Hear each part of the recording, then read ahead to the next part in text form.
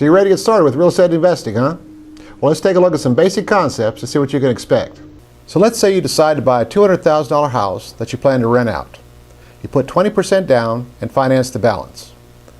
Comparable rental properties in the area generate $1,500 per month. So over the course of the year, you can estimate your property will generate $18,000 in rental income. Probably the most important concept to any investor is calculating the return on investment. You forecast $18,000 in income from a property that's worth $200,000, but you haven't invested $200,000. You have leveraged your $40,000 to purchase that $200,000 property. So your return on investment is 45%. Another way to say it is that you invested $40,000 and got nearly half of it back in a year. But remember, you haven't lost that original $40,000. It's invested in an appreciating asset. Over time, that property is going to increase in value. But because it's a rental property, for tax purposes, you will be able to depreciate it. Let's take a look at how it can work. The average increase in property value in Austin has been around 6% for the last several years. Using that appreciation percentage and a 5.25% interest rate on a 30-year mortgage, we can forecast the equity in the property at $120,206 after 5 years.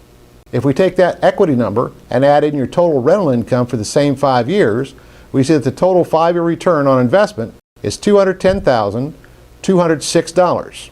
Since your initial investment was $40,000, we see that your 5-year total return on investment is 525%. Now, some might argue that $90,000 in rental income is not an accurate number to calculate return on investment. It is the gross rental income, but it doesn't account for your monthly mortgage payments. Technically, those mortgage payments would increase your total investment, but this is an income-generating property that's effectively paying for itself. It's generating $1,500 per month in rental income, and your mortgage payment is $884. We can call the difference of $616 your net rental income, and if we add that back in with your equity, your total 5-year return on investment is $157,166, which represents a 392% return on your initial $40,000 investment. Well, if it was that easy, everybody would do it, right? Well, in reality, any kind of investing is going to require a great deal of planning, forecasting, and probably most important of all, the ability to anticipate all the things that could possibly go wrong.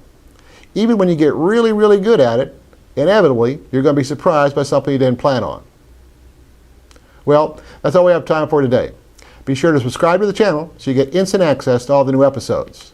I'm Charles Lewis, and I'll see you next time.